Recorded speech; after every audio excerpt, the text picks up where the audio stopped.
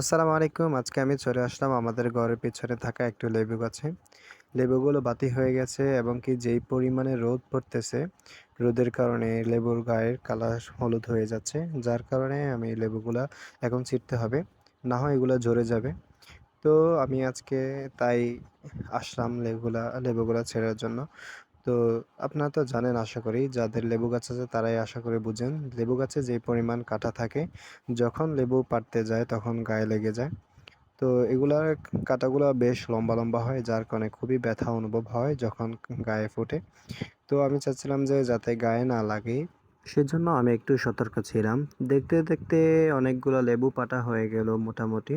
তাও আরো কিছু লেবু গাছে রয়ে গেছে। তো আমাকে সেগুলো লেবু সংগ্রহ করতে হবে।